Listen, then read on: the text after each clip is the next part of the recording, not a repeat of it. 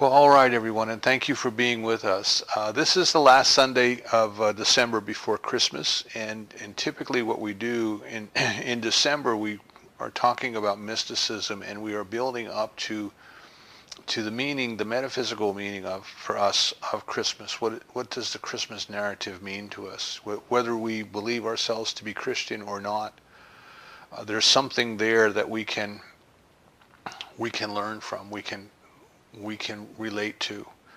As I said at the beginning of the month when we started to talk a little bit about what the season is about, and we started to talk a little bit about mysticism, which, by the way, Ernest Holmes called us practical mystics. Practical mystics.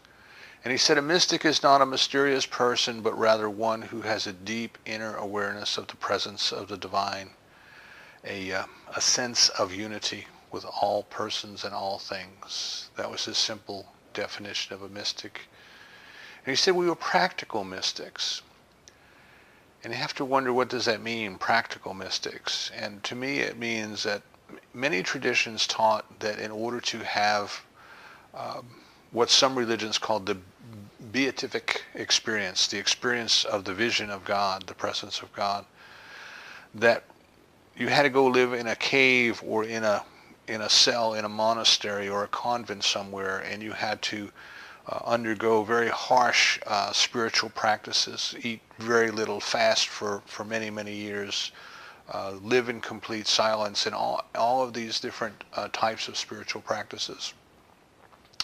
And it was for those people, those ascetics who could withdraw from the world around and go off someplace to live in isolation, whether it be a mountaintop or a cave or a cloister, that those people somehow could be chosen to have this experience of the divine.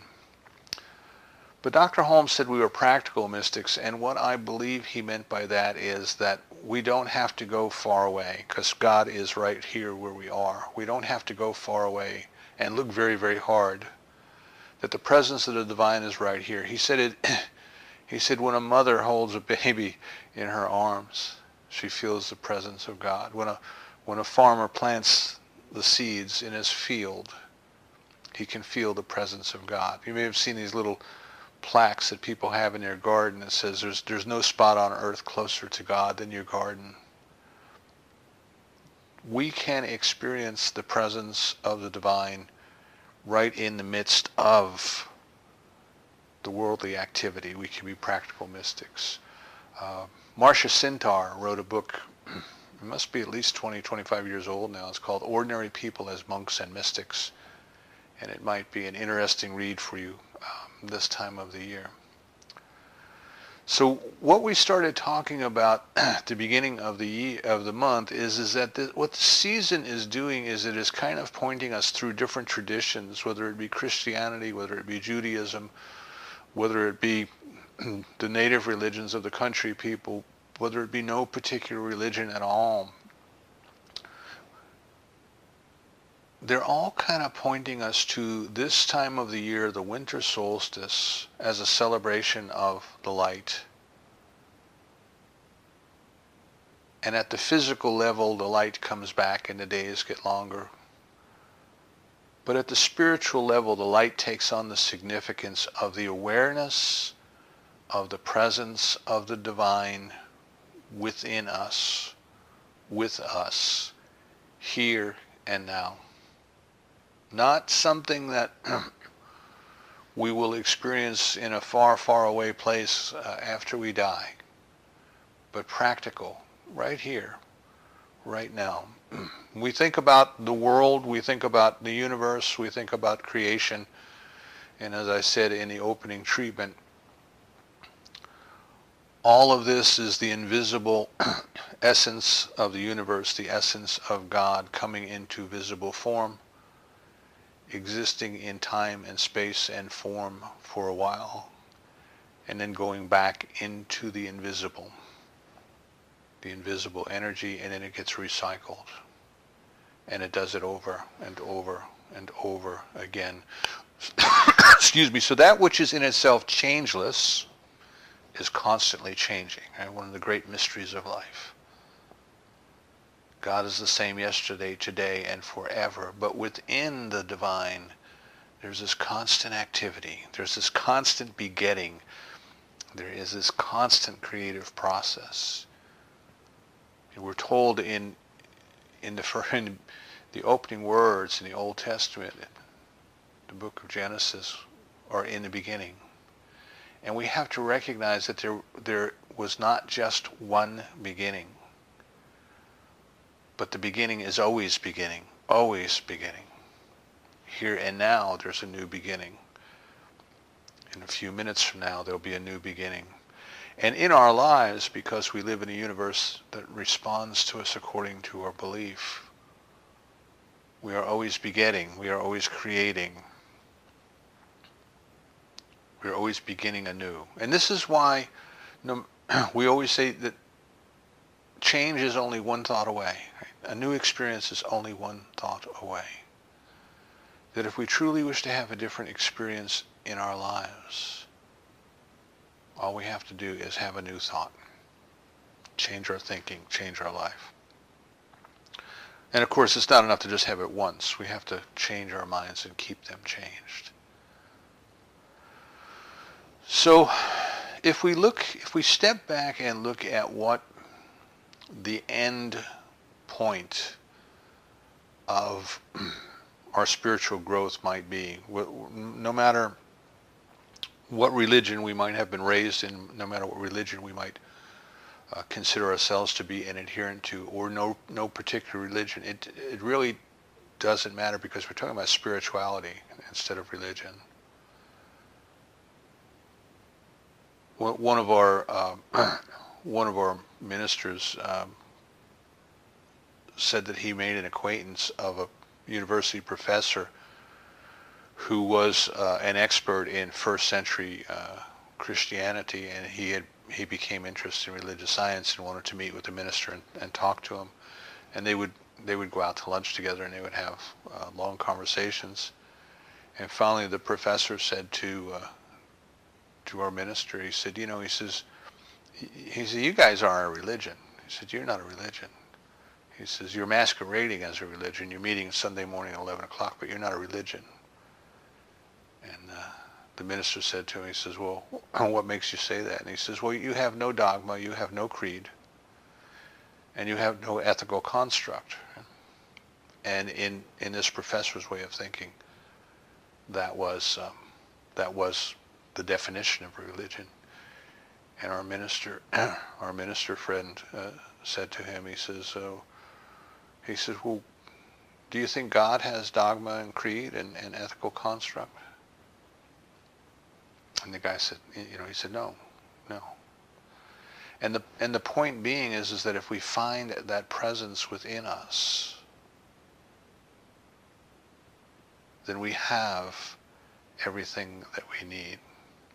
So the end point, as far as we can tell in this lifetime, the end point of the evolution of the soul is this mystical experience, this cosmic consciousness, this beatific vision, right? This awakening, this enlightening, this awareness. And if we go and we look at our major religions, they teach this. But remember the three levels of consciousness. You have the orthodox or the fundamental, you have the Gnostic, and then you have the mystic. But if you go to Judaism, there's Kabbalism, and the Kabbalists talk about the tree of life, and they talk about the evolution of the soul. And they talk about this is very interesting to me, they talk about the 32 paths. The way that the Kabbalists lay out the tree of life, kind of the soul enters that tree at the bottom rung, and then works its way up to the top. And of course, once it works its way up to the top, it moves to a new experience where it re-enters at the bottom rung again. Right? So there's this constant growth, this constant evolution, this constant upward spiral. But along that path, or the paths rather, on the tree of life, in the Kabbalist tradition, there are 32 paths that the soul must travel and must master whatever it is, develop whatever qualities it must develop along that particular path. And I thought it was very interesting because this number 32 appears in different cultures. It appears in India. It appears in the Masonic order, the 32nd degree of the Masons, and these things. So there's some kind of a deep knowledge, a deep understanding. But nevertheless, there's this idea that the soul evolves and the soul grows, and it has different experiences, and it grows in different ways.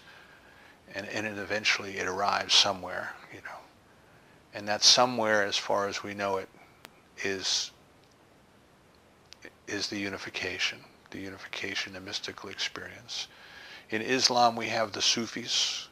We have Rumi, whose poetry just inspires us to this day, even though it was written, over 700 years ago. And in Christianity, we have the Christian mystics. We have St. John of the Cross, Teresa of Avila, and others. And then in the secular world, we have people who, philosophers, and we have people who weren't particularly religious, who also have had this experience.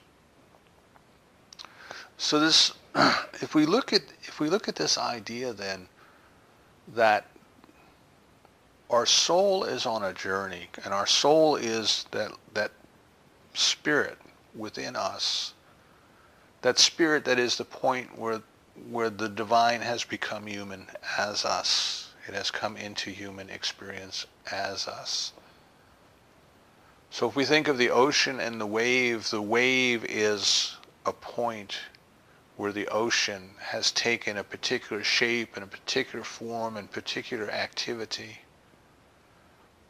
But the wave is still part of the ocean. It is not different than the ocean, it is not separate from the ocean. It is the ocean waving, as Osho puts it. And what we are, if we think about what our essence is what we are is we are a point in consciousness where the divine has become individualized as us, expressing its life through us. To me, this is what is meant when we say we are created in the image and the likeness of the divine. It also explains the New Testament scriptures when Jesus could say, I and the Father are one, and you and I are one, and everything that I have done you can do and more. But we don't do it of our own self. It is the Spirit within that does it. And so there's this something within us. There's this presence within us. It's already there. We didn't create it. Matter didn't create it. It was there. And we are all in the process of evolving our consciousness to discover it, to realize it, to experience it, to express it, to surrender to it, to surrender our ego, to surrender our intellect, to surrender our identity and sense of self that thinks it is separate then and removed from that which it is, that which has created it out of itself. And to simply allow the very love of God, the wisdom of God, and the power of God to express itself more fully through us and as us. Rumi puts it in poetry in terms of he calls it the sunrise ruby. And it says these two lovers awake at sunrise, and one says to the other, who do you love more, me or yourself? And the other one takes out a ruby and holds it up to the sunlight so that the ruby blocks out the sun, but the sun is shining through the ruby.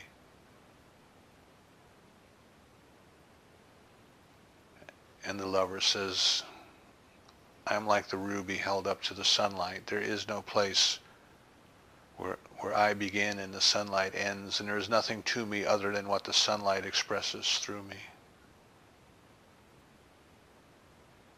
And that is the mystical feeling that I of my own self can do nothing. I don't know how to breathe and take oxygen from the air and put carbon dioxide back into it, but there's something within me that does. There's something within the trees that does just the opposite. There's a deeper intelligence. There's a deeper presence. The reason that we can eat, you and I can eat all these different kinds of foods that we eat and have them digest into muscles and bones and eyes and ears and all of the things that our body needs is because we are one with these different things. There's already a commonality. There's already something there. And again, the meaning of where two or more are gathered, I am there as well, comes to us from the scriptures. There's a third element. You and I couldn't talk. You wouldn't understand what I was saying. I wouldn't understand what you were saying if there wasn't a commonality that already existed there.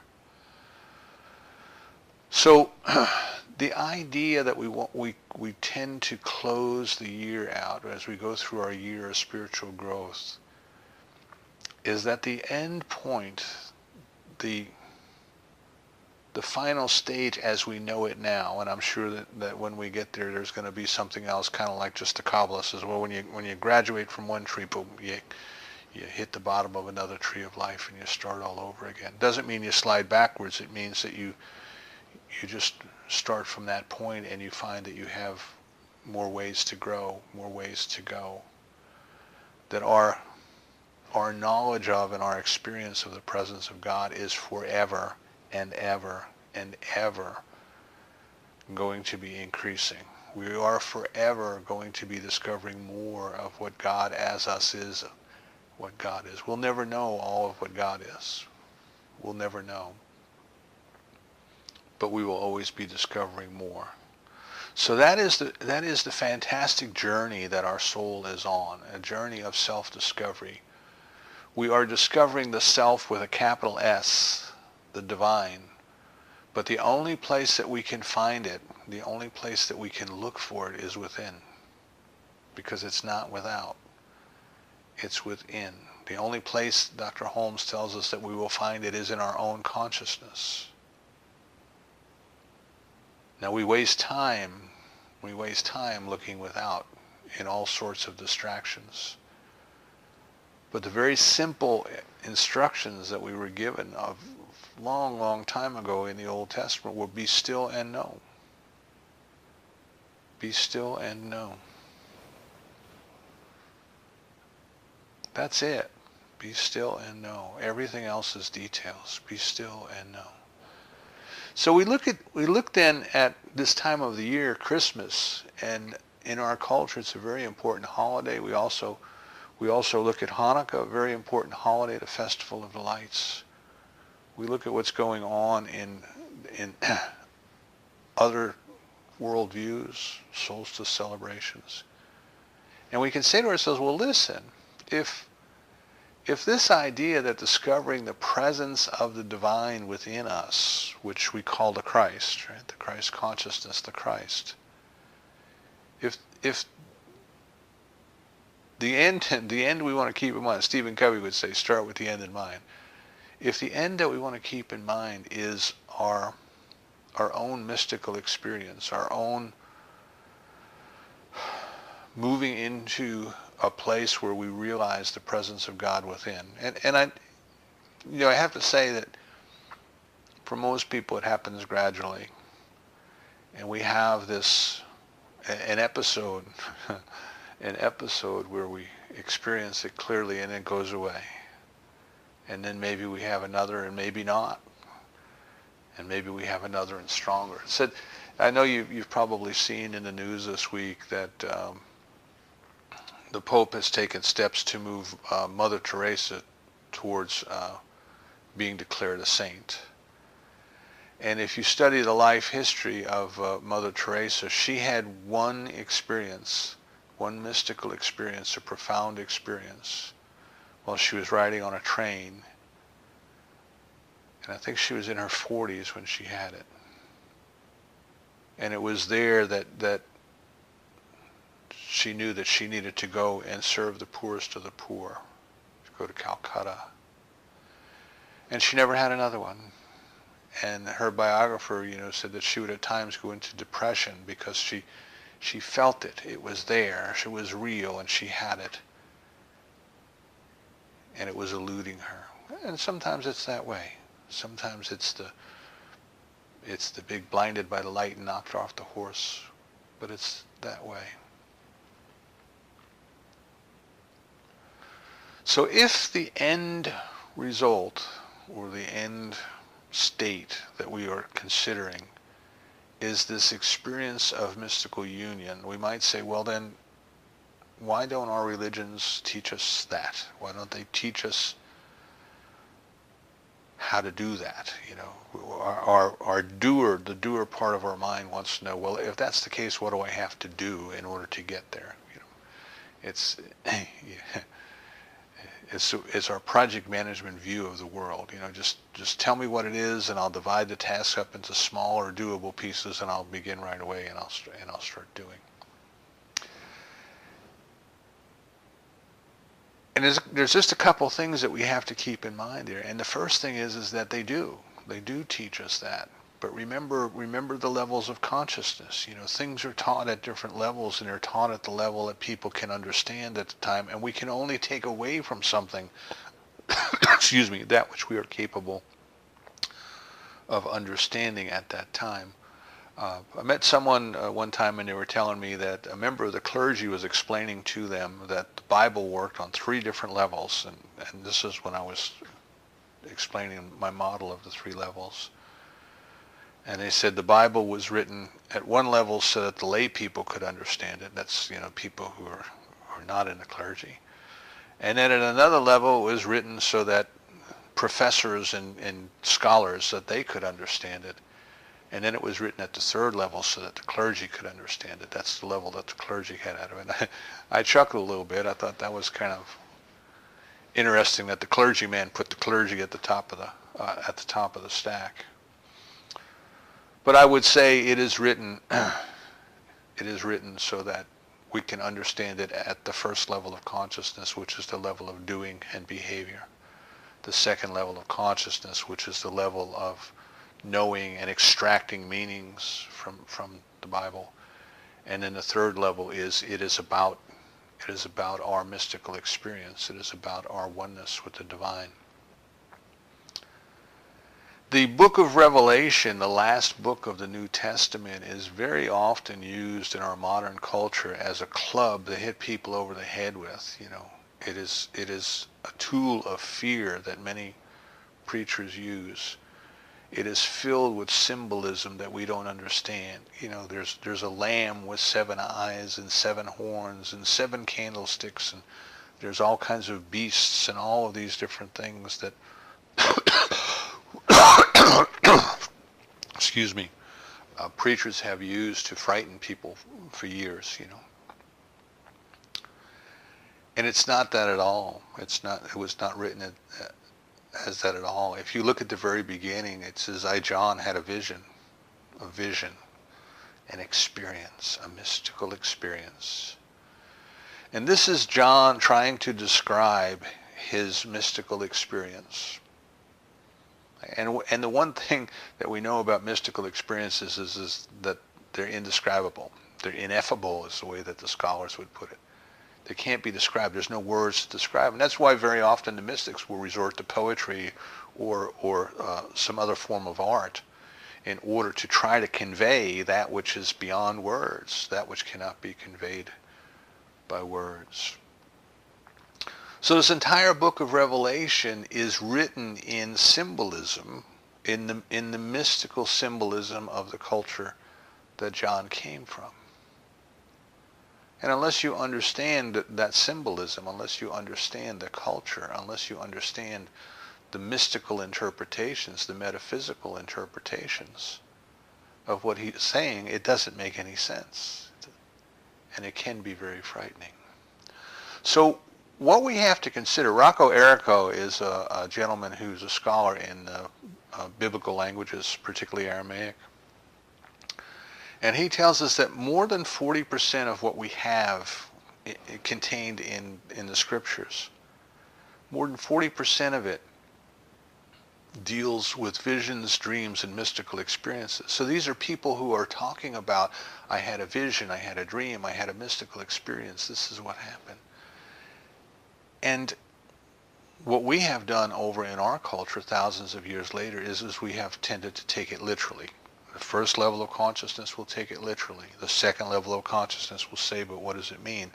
And the third level of consciousness will say, yes, exactly. I am one with that.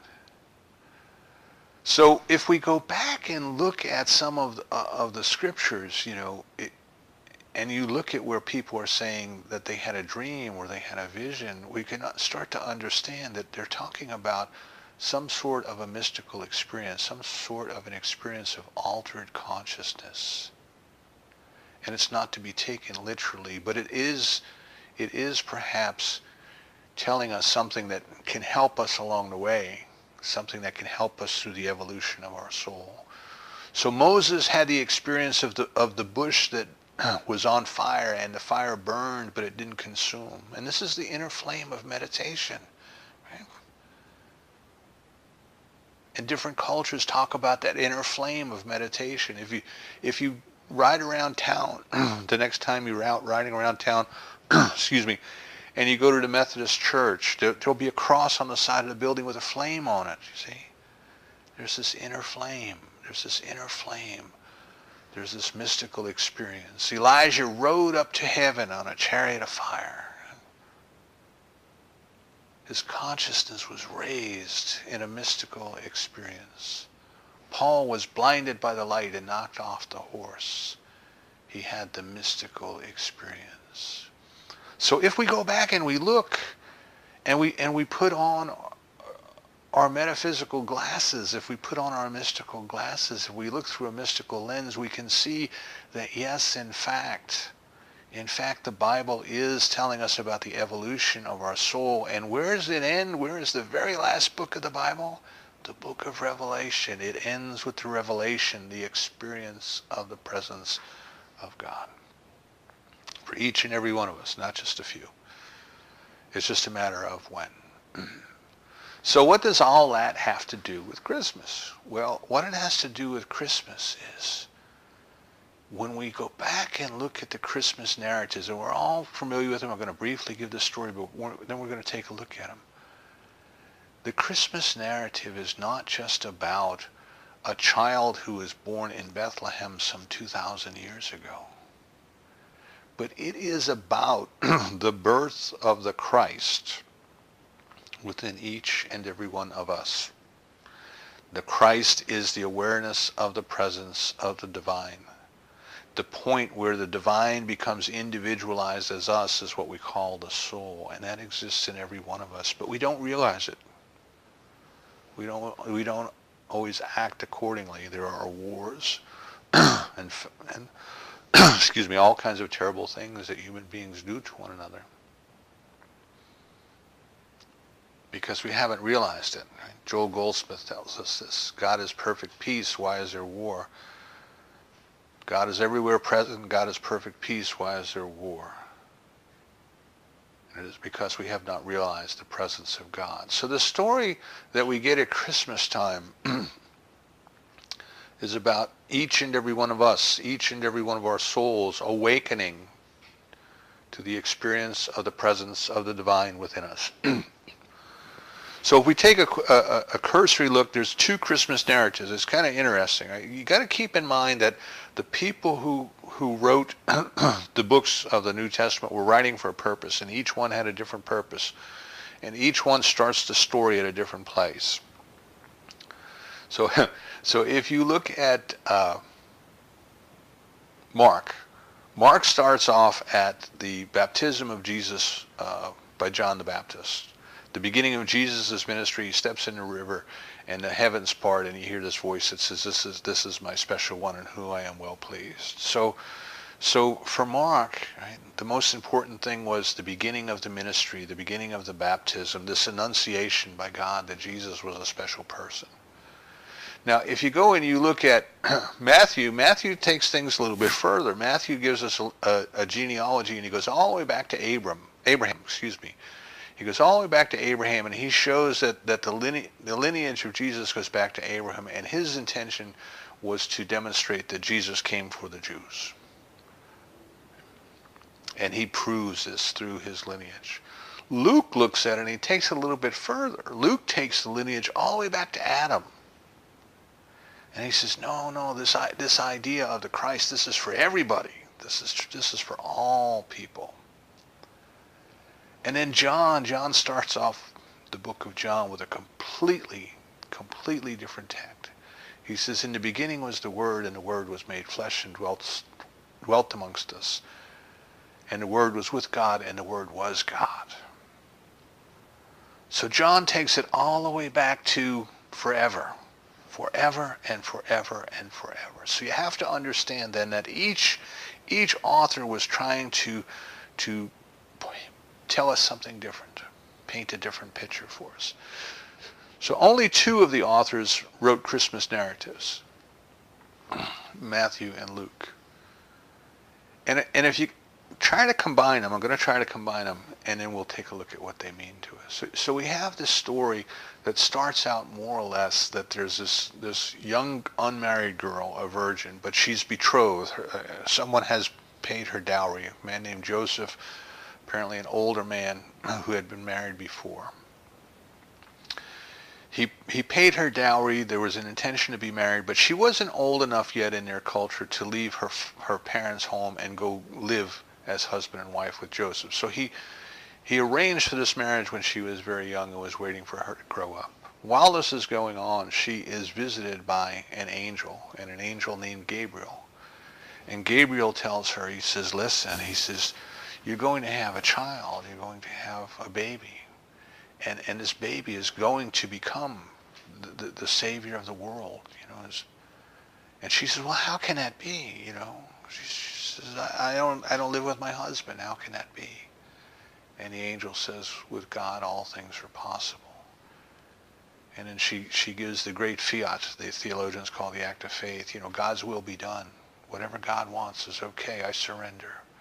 And the angel leaves. And some theologians speculate that at that moment the angel left because the very presence of God was now with her. Interesting. So then we have Joseph.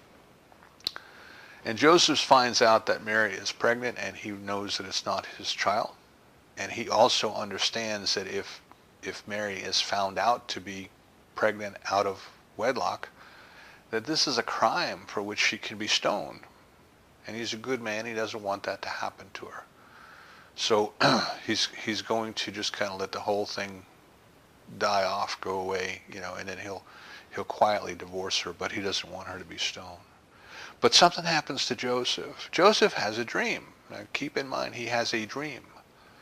Joseph has a dream, and in the dream, the angel comes to Joseph and tells Joseph, don't worry, everything's okay. The child is the child of the Holy Spirit, and everything is fine. This is all God's will. This is all God's work, and you'll go ahead and marry her and raise this child as your own. So he does.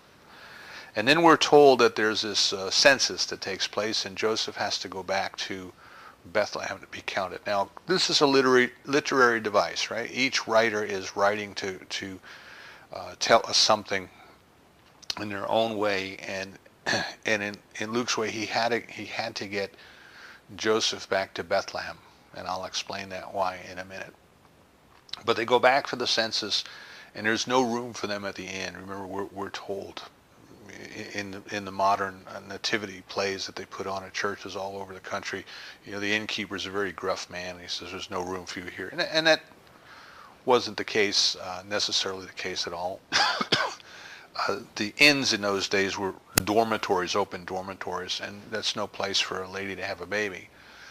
So they had to go someplace where there was privacy, which was the stable. Baby is born in the stable amongst the animals, wrapped in swaddling clothes, placed in a manger. The angel then goes and appears to the shepherds who are watching their sheep, ordinary people, lay people, practical people, working people, and announces to them that this baby has been born, and they decide to go see, and they do, and they go and they pay their respects. And also we have the wise men from the East, who now, it's over centuries we've kind of narrowed it down to three kings, and we know their names and all these kind of things, but none of that was in the original scripture. That's all kind of a story that has evolved. But the wise men come, and they knew that this child was born because they had seen the star. Now they go to the governor there of the time. They go to Herod, and they ask Herod, "Where's this new king?" And of course Herod is all upset. And he says, "Well, how did you know?" And they said, "Well, we saw the star." Interesting. They saw the star. Herod didn't see the star. The Herod says, "Well, you go and find this king and pay your respects, and when you find him, come back and tell me where he is." And then the wise men do so. They go and visit, and they pay their respects. But they're warned in a dream. Don't go back and tell Herod. Go back to your homeland a different way. Herod realizes he's been tricked, and he decides that he is going to in order to get rid of this rival, this new king, he's going to kill all the children, all the male children under 2. Now, this didn't happen. Historically, this didn't happen. This is a literary device. And Joseph is again warned in a dream. Flee to Egypt. Get out of here. Take the baby someplace safe. And then after Herod dies, Joseph has another dream. And he's told, okay, it's safe. Now go back. You can go back to Judea. And then we're told that the child grows in wisdom and understanding. And the next time we hear about Jesus in the New Testament, he's 12 years old, and he's in the temple, and he's discussing theology with the scholars there. So what does it mean to us, though? What does this all mean to us? And one way that we can determine what it means to us is we can look up the names of the people and the names of the places involved, because the people who wrote the stories, as I told you, they had different intentions and different points of view and different things that they wanted to teach us. But they use words as symbols. They use place names as symbols. So in England, if you say that they sent somebody to Coventry, it doesn't mean that they actually sent them to the town of Coventry. It meant that they ostracized them, that they put them outside of their society. And we all have these little idioms in our language. We all have these little words that mean things. So one thing that we can do is we can start to go and take the meanings of the words and then put them back into the story, and come away with something much different than the literal interpretation. So we know that Mary was a virgin. She was a young girl. And in this story, the symbolism means this is a soul that is focused on God. It has no outside distractions. It has no worldly interference. It is just completely focused on God. Her name is Mary, which means mistress of the sea, and the sea typically means consciousness, right? It's our subconscious mind. Our subconscious mind focused entirely on God, entirely on magnifying the glory of God, we're told somewhere in the scripture. That this is what Mary's purpose was about, a soul that is focused on God. The angel, an angel means a divine idea, by the way, not necessarily a being with feathers and all these kind of things, but a divine idea. So she has this idea. Gabriel means God's strength is with us. So she has this idea of God's strength being with us, that within each and every one of us, within her, is the very presence of the divine, the Christ, the very presence of God is already there. It is already there.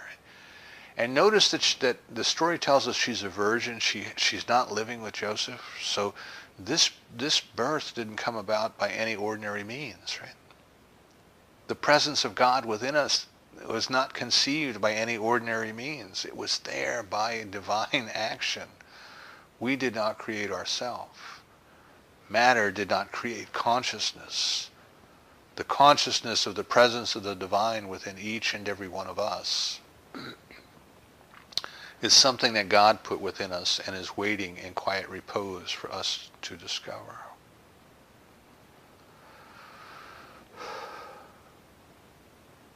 But Mary has to agree. She has to say, thy will be done. I am willing, I am ready, I am able to accept the presence of the divine within me and let it grow. And let it grow. And each and every one of us has to do the same. Now Joseph, the name Joseph typically means one who will be increased by God. And it also means an interpreter of dreams. Remember in the Old Testament, Joseph of the Technicolor coat, which, by the way, the Technicolor coat, the coat of many colors, just simply meant harmony. That was a symbol for harmony. But that Joseph became very famous in Egypt because he could interpret the dreams of the Pharaoh. So Joseph is kind of the protector. Joseph is one who will be increased, but is doing the things that are necessary in order to facilitate and to enable the growth of this child. And he's very obedient. Whatever he's told to do, he does. This idea that Joseph was from the house of David and had to go back to Bethlehem for the census, as I say, this was a literary device. No census would move people all over the place to count them. The purpose of a census was to count them and tax them. You can do that wherever they are. Historically, we don't have evidence that this movement of people actually took place. Censuses, yes, but the movement of people, no. But Bethlehem meant the house of bread. David meant the house of love. Joseph was from the lineage of David. And Judea, where they had to go, Judea meant that which praises God. Right? The consciousness that praises God in love is the place where the bread of the world will arrive, where the Christ consciousness will arrive. Now they had to go into the stable for the birth of this child because, as I say, there was no privacy in the inn. But it's very, very interesting because when we first become aware of the presence of the divine within our own consciousness, what we find is that there are a lot of thoughts going through our head that aren't very divine. We're still caught up in much of our worldly ways. We get angry at people, all those kinds of things that we would rather not. But when a baby is born into a family, it doesn't judge the family. Okay? I think most of us spend most of our adult life trying to figure out why in the world did I think that was normal, looking at our families of origin. But you see, the Christ consciousness coming in as a baby, it didn't judge. It didn't judge its surroundings. It didn't judge where it was. It just is love, see? And it just grows. So even though we start to become aware of the presence of God, the divine, the Christ consciousness within us, and even though there are things that we know, like I say, we get angry at things, there are wars, we get upset, and all these things that we get stuck at the human level, we can recognize that there's a presence within us that doesn't judge us, that just loves us, that is growing. The shepherds watching over their sheep, the sheep represented ideas, and the shepherds were the people who paid attention. So for those who are paying attention, excuse me, for those who are thinking about what they are thinking about, they become aware of the presence. See, the angel appears to them as well, the divine idea that the presence is right here in our midst, and they pay their respects to it. They rejoice in it. Yeah, we can rejoice in the presence of the divine within us. The wise men, now these were scholars. These two were people who were paying attention. But you notice that the wise men's awareness of the presence of the divine was through an intuitive nature. They saw the star, but Herod couldn't see the star. The ego, Herod stands for the ego. The ego could not see the star. But the intellect that is poised on God, that was expecting to see this, that knew it was going to happen, you see, It saw that. It saw. So Herod, as I say, represents the ego, and the ego is threatened by the presence of the divine within. If the ego's in charge, what's going to happen when this new king takes over? What's going to happen when the presence of the divine grows within us and the ego is going to be in second place? So it pushes back, it fights back, and it tries to distract us, and it puts up a struggle. And that's what this representation of the slaughter of the innocents is all about. Our ego is pushing back and fighting, and it's doing everything it can to suppress the presence of the divine within us. Augustine said, "Oh God, make me good, but not yet." Not yet, not yet. We fight it. We keep fighting the inevitable, the awareness of the presence and the awakening of the presence. So Joseph goes to Egypt, and Egypt kind of represented what was referred to as a state of confusion. So what this is telling us is that the divine presence just lays low, stays down below the noise, stays down below the confusion, and eventually the ego gets tired of fighting. Ego gets easily distracted. We go from one thing to the other very quickly. So the ego gets distracted. The ego goes off to other things. Herod dies off. And then the child can come back. Our awareness of the presence of the divine within us comes back. It's always there. It's always coming back. It's always, as Meister Eckhart said, it's always clearing its throat, so we'll find it. The presence is always there. And then at some point, all we can do is accept it. All we can do is surrender to it. All we can do is nurture it and let it grow in wisdom, in maturity. And we do that through our spiritual practice. We do that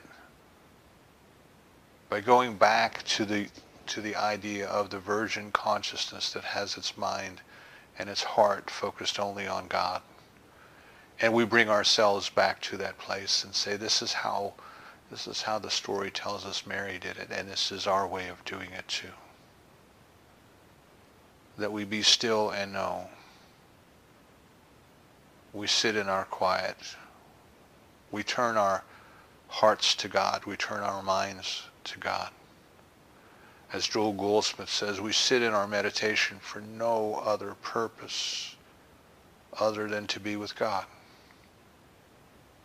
I'm not asking for anything. I'm not trying to tell God anything. I only want to be with you.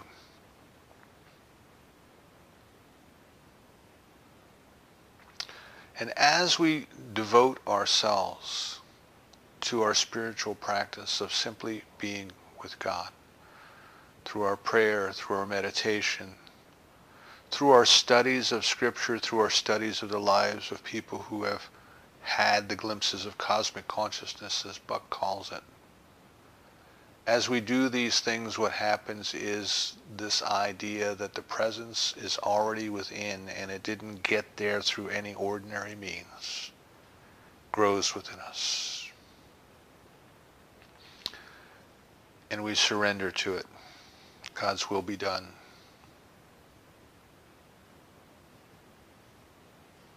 And we allow it to come into our presence in a little stronger form, in the form of a child. And what do you do with a child when a child comes into your home? You love it. You nurture it. You wrap it in swaddling clothes to protect it. And remember, this child was laid in a manger to symbolize here in Bethlehem, the city of bread, the house of bread. This child was the bread of the world. The presence of the divine is the food that the entire world needs. And it is offered freely. And as we love it, as we nurture it, as it grows, our egotistical desires fall away. Our intellectual preoccupations fall away. And we become the perfect instruments for the love and the peace and the joy of God to express themselves here on this earth. So I invite you, as we go into this Christmas season here in our culture, to remember that it is not just a story about a baby that was born a long time ago in a far, far away place. It's not just about nativity scenes. It's not just about gift giving, gift exchanging, all of those things. This is your story. This is my story. This is our story. This is humanity's story. We look at what's going on in the world about us today, and we wonder, how are human beings ever going to get themselves out of this trouble that we're in? And the fact is, human beings won't. Because the human consciousness created the problem, the human consciousness will continue to create the problem.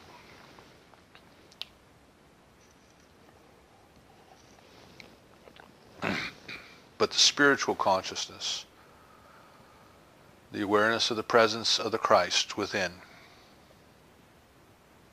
is what will save the world, the Savior of the world.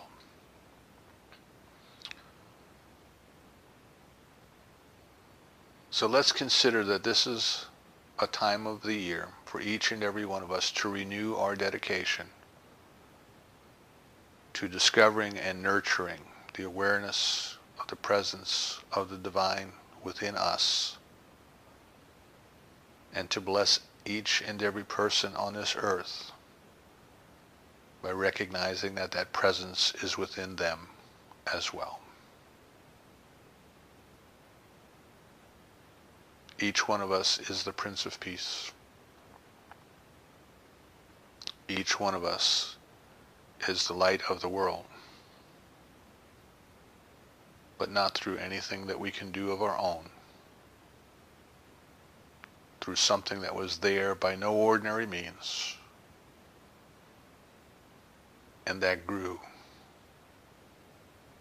because we too said, "Thy will be done." And so it is.